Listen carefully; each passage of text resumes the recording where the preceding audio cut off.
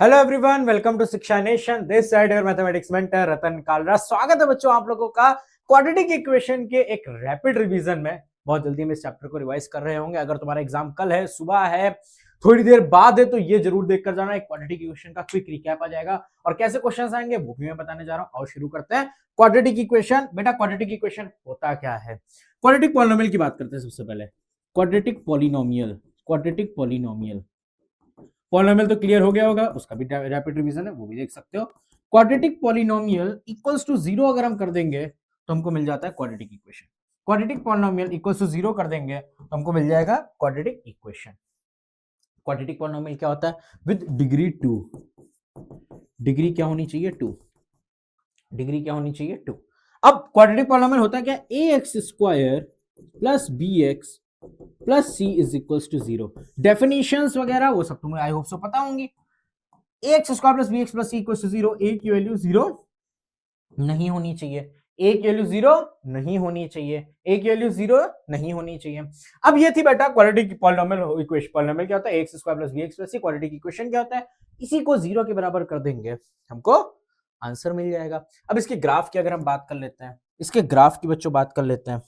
अगर इसके ग्राफ की बात कर लेते हैं, ग्राफ, ग्राफ का शेप उसका क्या कैसा होता है बेटा? पैराबोला। ग्राफ का शेप कैसा होता है? पैराबोला या यू शेप्ड, या यू शेप्ड। चलो बना लेते हैं। मान लेते हैं अपने पास ये, मान लेते हैं अपने पास एक ग्राफ है। ग्राफ है, जीरोस के बारे में पढ़ना है वो हमने उसमें बता रखा है, मैंने उसमें बता रखा है पॉलिनोमियल्स में। ग्राफ इसका कुछ ऐसे होगा, ठीक है। अगर a is greater than zero है तो upwards parabola, a less than zero है तो डाउनवर्ड्स पैराबोला। इसको हम लोग बोलते हैं डाउनवर्ड्स पैराबोला, डाउनवर्ड्स पैराबोला। इसको हम लोग बोलते हैं अपवर्ड्स पैराबोला, अपवर्ड्स पैराबोला। ये हो गया अपवर्ड्स पैराबोला, ये हो गया डाउनवर्ड्स पैराबोला, ये हो गया अपवर्ड्स पैराबोला, ये हो गया डाउनवर्ड्स पैराबोला। ग्राफ कैसा होगा? पैराबोला, यू शेप्ड होना चाहिए, यू शेप्ड होना चाहिए, अपवर्ड्स और डाउनवर्ड्स होगा। क्या इतनी बात समझ में आई है? क्या इतनी बात क्लियर है? ये ग्राफ की बात है। अब जीरोस वगैरह इससे कैसे निकालेंगे वो ऑलरेडी बता चुका हूं मैं पॉलिनोमियल चैप्टर में, ठीक है। उसका रिकैप तुम देख सकते हो। अब अगर हम बात करें मेथड्स टू सॉल्व, अब हम बात करें methods to solve quadratic equation, methods to solve quadratic equations, methods to solve quadratic equation। इसमें बेटा क्या आता है? इसमें बेटा क्या आता है? पहला है splitting the merit या factorization method। पहला है splitting the middle term, splitting the middle term, या इसको हम लोग क्या बोलते हैं? फैक्टराइजेशन मेथड, या हम लोग इसको क्या बोलते हैं? Factorisation method. क्या इतनी बात क्लियर है? या हम लोग क्या बोलते हैं? Factorisation method. एक एग्जांपल बता देता हूं, एक एग्जांपल समझाता हूं, एक एग्जांपल समझाता हूं। मान लो अपने पास एक quadratic equation x square plus 7x plus 10 equals to 0। अब इसके रूट्स निकालने, डिग्री 2 है तो एटमोस्ट कितने जीरोस हो सकते हैं? 2। तो number of zeros, number of at most number of zeros या वैल्यू ऑफ डिग्री, ये चीज इंपॉर्टेंट पॉइंट लिख लेना। Value of degree is equals to at most number of zeros, मतलब मैक्सिमम इतने जीरोस हो सकते हैं, मैक्सिमम इतने जीरोस तो हो सकते हैं, मैक्सिमम इतने जीरोस तो हो सकते हैं, मैक्सिमम इतने जीरोस तो हो सकते हैं। आओ अगर हम इसकी बात करें, एक्स स्क्वायर का कोफिशिएंट ए और सी को मल्टीप्लाई करेंगे, 1 इंटू 10 करा। 10 के ऐसे फैक्टर्स जिनको बीच वाला साइन प्लस करने पर 7 आ जाए, 10 के ऐसे फैक्टर्स जिनको प्लस करने पर 7 आ जाए, जो कि क्या हो जाएगा बेटा? 5 इंटू 2 10, 5 प्लस 2 आएगा 7। 10 के ऐसे फैक्टर्स जिनको प्लस करने पर 7 आ जाए तो 5 और 2, तो यही होता है स्प्लिटिंग द मिडिल टर्म। अब बीच वाले को तोड़ लेंगे, 7x प्लस 10 इक्वल्स टू 0। 7 को हम लोगों ने लिखा 5 plus 2 into x plus 10, x square plus 5x plus 2x plus 10 x common x plus 5 plus 2 common x plus 5। Description में क्वेश्चंस कुछ मिल जाएंगे, उसको बच्चे प्रैक्टिस कर लेना, उसको बच्चे प्रैक्टिस कर लेना। x की वैल्यू यहाँ से आ रही है, x की वैल्यू आ रही है, x की वैल्यू आ रही है -5 और -2, दो जीरोस मिल गए हमको यहाँ के। ऐसे हम लोग क्वेश्चन प्रैक्टिस करेंगे, ऐसे हम लोग क्वेश्चन प्रैक्टिस करेंगे, ऐसे हम लोग क्वेश्चन प्रैक्टिस करेंगे। इतना क्लियर है? Splitting the middle term I hope so clear हो गया होगा। स्प्लिटिंग द मिडिल टर्म का जो टॉपिक है, अब क्वेश्चन प्रैक्टिस करो। इसमें से रूट वाले सवाल भी आते हैं, रूट वाले भी तुम्हें करने हैं, रूट वाले भी तुम्हें करना है। दूसरा जो वो है टॉपिक, वो ज्यादा इंपॉर्टेंट है। वो क्या है? Quadratic formula. क्वाड्रेटिक फॉर्मूला जो कि जिसको हम लोग बोलते हैं Shridharacharya formula. Shridharacharya formula, quadratic formula या Shridharacharya formula, Shridharacharya formula, Shridharacharya formula. ठीक है।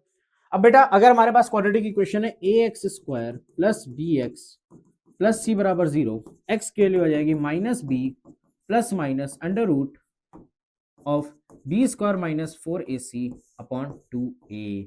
ये आपको लर्न करना है। ये क्या करना है मेरे प्यारे बच्चों को? लर्न करना है। ये फॉर्मूला याद होना चाहिए और इसमें से क्वेश्चन जरूर आएगा तुम्हारे एग्जाम्स में। इसमें से क्वेश्चन जरूर आएगा, इसमें से सवाल जरूर आएगा। ये आप लोग को याद होना चाहिए अच्छे तरीके से। आप लोगों को ये चीज याद हो जानी चाहिए कि हाँ यार ये चीज तो है ही है, ये फॉर्मूला तो है ही है। इस फॉर्मूला की जो है ना रूट के अंदर वाली वैल्यू, ये बहुत इंपॉर्टेंट है। फॉर्मूला याद कर लो, फॉर्मूला याद कर लो। आओ बच्चों एक क्वेश्चन प्रैक्टिस करते हैं, आओ एक क्वेश्चन प्रैक्टिस करते हैं, आओ एक क्वेश्चन प्रैक्टिस करते हैं। आ जाओ एक क्वेश्चन प्रैक्टिस करते हैं, आ जाओ एक क्वेश्चन प्रैक्टिस करते हैं। X square minus 12x plus plus plus plus plus 20 equals to 0। ठीक है, 20 इक्वल्स टू 0। और इसका फॉर्मूला निकालते हैं। फॉर्मूला क्या है? x equals to -b plus minus root of b² minus 4ac upon 2a। अब माइनस b की वैल्यू कितनी? -12 minus b plus minus under root of b² minus 4 into 1 into 20 divided by 2 into 1 minus minus plus 12 plus minus under root 12 का square 144 minus 80 divided by 2। क्या ये बात समझ में आई है? क्या ये बात क्लियर है? क्या ये बात क्लियर है? तो x की वैल्यू मेरे प्यारे बच्चों आ रही है -12 नहीं +12 12 plus minus under root 4 minus 0 0 40 minus 8 60 upon 2। अब बेटा 60 क्या हो जाएगा? 20 इंटू 3, 20 क्या होता है? 4 इंटू 5। तो ये बेटा हम लोग लिख सकते हैं 2√15, 2√15।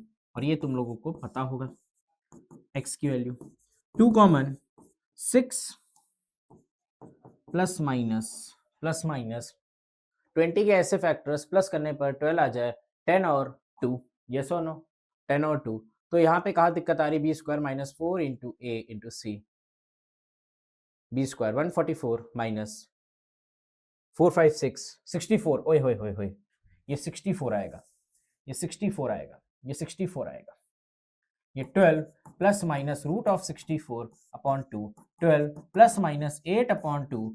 x की वैल्यू एक बारी पॉजिटिव लेंगे, 12 plus 8 by 2 20 by 2 that is 10। x की वैल्यू 12 minus 8 by 2 4 by 2, answer is 2।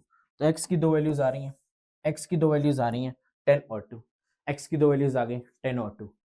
अब जो अगला टॉपिक है वो बड़ा इंपॉर्टेंट है, nature of roots. Nature of roots, nature of roots, nature of roots बच्चों क्या है? नेचर ऑफ रूट्स बच्चों क्या है कि है कैसे जो हमारे रूट्स आ रहे हैं वो है कैसे? या तो वो रियल है या तो वो इमेजिनरी है, या तो वो इमेजिनरी है। इमेजिनरी क्या होता है? रूट के अंदर नेगेटिव आयोटा। ये 11th में तुम लोग कॉम्प्लेक्स नंबर में पढ़ोगे। ठीक है, ठीक है। अब ये कौन डिफाइन करेगा? रूट डिफाइन कर रहा है, रूट डिफाइन कर रहा है। और रूट कहां से आ रहा है? b² माइनस 4ac से। इसी को हम लोग बोलते हैं डिस्क्रिमिनेंट डिस्क्रिमिनेंट जो कि हो गया बी स्क्वायर माइनस 4ac। अब इसमें तीन केस बनते हैं, केस 1, अगर डिस्क्रिमिनेंट इक्वल टू 0 हो, b square minus 4ac equal to 0 हो, तो रूट्स कैसे होते हैं? रूट्स होंगे real roots and equal roots, real roots and equal roots, real roots and equal roots, real roots and equal roots. ये case number 1 है, ये केस नंबर 1 है, ये केस नंबर 1 है। अगर हम केस 2 की बात करें, डिस्क्रिमिनेंट ग्रेटर देन 0 हो, डिस्क्रिमिनेंट ग्रेटर देन 0 हो, तो इसमें भी दो केस बनते हैं, पहली बात तो रूट्स क्या होंगे? रियल होंगे, रियल, ये भी रियल। डिस्टिंक्ट होंगे, real and distinct roots, real and distinct roots. Distinct मतलब अलग अलग, डिस्टिंक्ट रूट्स, डिस्टिंक्ट रूट्स। अब अगर जो डिस्क्रिमिनेंट की वैल्यू है, अगर परफेक्ट स्क्वायर है, क्या है? Perfect square. अगर परफेक्ट स्क्वायर है तो रूट्स कैसे होंगे? रेशनल। ये भी मैंने तुम लोग को पढ़ाया है, डिटेल का वन शॉट देख कर आओ।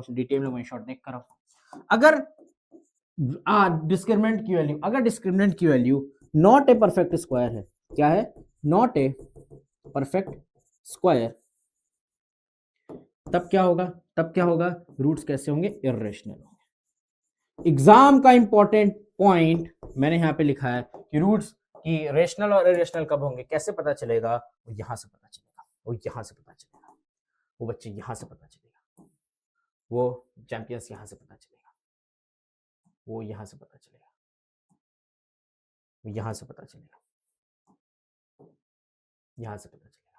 कहती हुआ समझ में आ रही है? वो यहां से पता चलेगा, अब सिमिलरली अगर केस 3 की बात करें, ये तो बड़ा इंपॉर्टेंट है। केस 3 की बात करें, अगर डिस्क्रिमिनेंट के लिए लेस देन 0 है, b square minus 4ac less than 0 है, तो रूट्स कैसे होंगे? Non real roots and distinct अलग अलग भी होंगे, या और हम ये लिख सकते हैं, और क्या लिख सकते हैं? Imaginary and distinct roots. दोनों सेम चीज है, दोनों एक ही चीज है। Imaginary and distinct roots.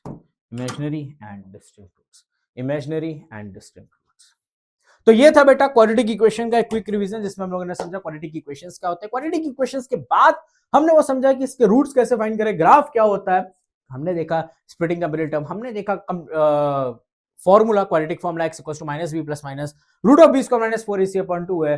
फिर हमने बात करा नेचर के बारे में, नेचर में डिस्क्रिमिनेंट के बारे में बात करी। नेचर दो हो सकते हैं, या तो रियल या तो इमेजिनरी। तो ये था बच्चों एक quick revision of quadratic equation.